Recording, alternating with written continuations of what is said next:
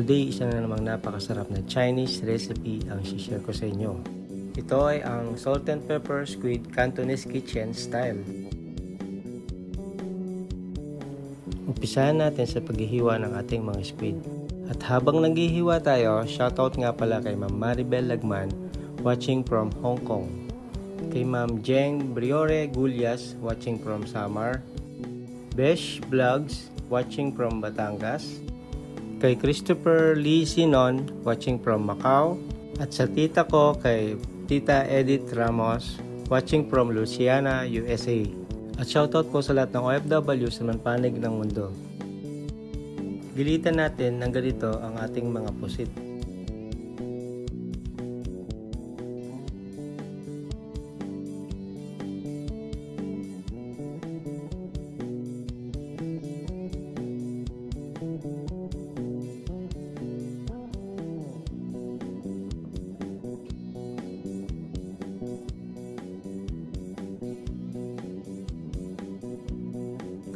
Pagkatapos natin hiwain ng ganito, mag-marinate na tayo. Itlog, haluin natin.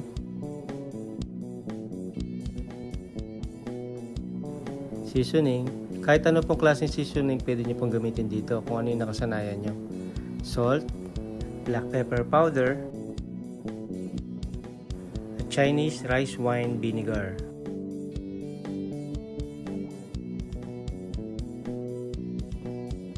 Cornstarch, at all-purpose flour. Haluin lang natin mabuti ang lahat ng ating ingredients sa ating marination. After 30 minutes, pwede na natin siyang lutuin. At habang naghihintay tayo ng oras, ipe-prepare na natin ang ating gagamitin sa paggisa ng ating salt and pepper squid. Mag-umpisa tayo sa bawang. Hiwain ng pino, siling berde o siling pangpaksiw. Hiwain ng maninipis. Celery, hiwain din ng manipis tulad nito.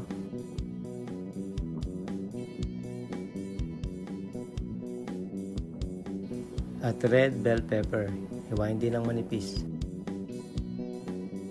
Susunod natin gagawin ay ang ating pang-breading sa ating pusit. Cornstarch, all-purpose flour, seasoning, baking powder, at onion powder. Haluin lang natin ito na mabuti. At umpisa na natin lagyan ng breading ang ating marinated squid bago natin ito iprito. At kung nakaabot ka na sa part na ito, maaari paki-comment naman po kung taga saan po kayo para malaman po natin kung saan lugar nakaabot ang ating video. At para ma-shoutout ko na rin po kayo sa ating susunod na cooking vlog. Sa pagprito, unahin ko muna mag-toasted ng bawang. Gagamitin natin to pang toppings mamaya sa ating finished product. Nakakadagdag din to ng flavor sa ating mantika bago natin iprito yung ating pusit. Kung napansin nyo, hindi na ako naglagay ng garlic powder sa ating marination dahil ito na yung pang-toppings natin, itong toasted garlic natin sa ating pusit mamaya. Hintayin lang natin mag-light brown ang ating garlic.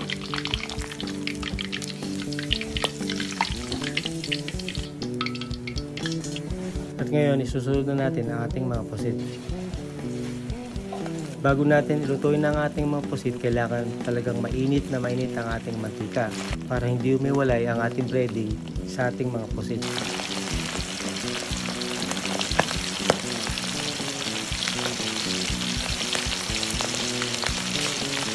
Hindi natin kailangan lutuin na matagal ang ating pusit dahil pag ang pusit ay na-overcook, kumukunat yan. Kaya kailangan halu-haluin lang natin ng ganito at mabilisan lang ang pagluto nito. Ayan, luto na. Ganito lang kabilis ang pagluto nito. I-set aside lang natin ang ating mga pusit at mamaya igigisa natin siya kasama ng mga ingredients na hiniwa natin kanina. Pag magluluto nga pala kayo ng ganito, sububok muna kayo ng isang piraso para matikman nyo kung pasok na ba sa panlasa nyo yung ginawa nyo pagtimpla sa ating marination kanina. Para kung nakukulangan kayo, pwede kayong magdagdag ng panimpla sa ating marination bago nyo ilagay sa ating breading at iprito.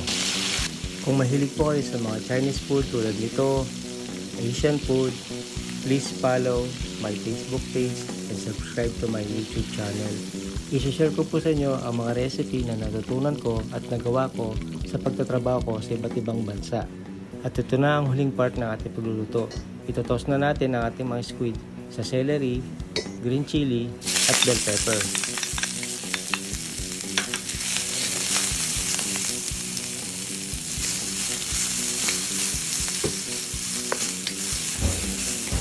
Hintayin lang natin lumambot ang ating mga ingredients bago natin ilagay ang ating mga squid.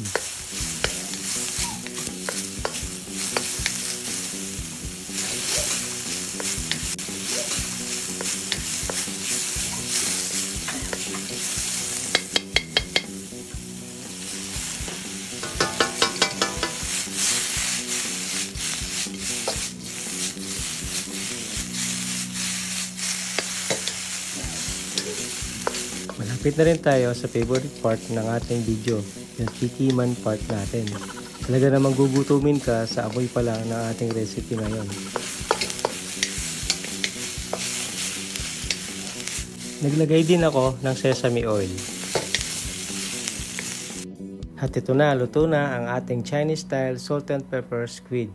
Samahan niyo po kung tikman natin to. Mukhang marami na naman tayong itutumbang kanin nito.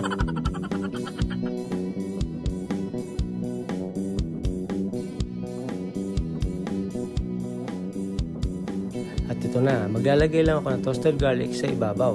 At pwede nyo rin itong gawing pulutan. Magdagdag lang kayo ng maraming siling pula, kasama ng celery, green chili, at bell pepper sa paggisa.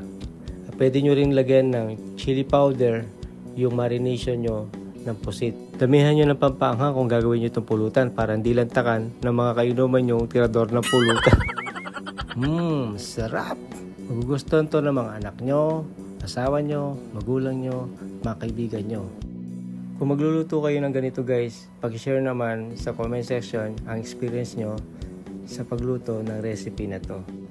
Mag-ready kayo ng maraming kanin pag magluluto kayo ng ganito. Tapos sabayin mo pa ng garlic chili oil with tausi na ginawa natin nung nakaraan. Napakasarap talaga. Another day, another recipe. Kaya mo na yan.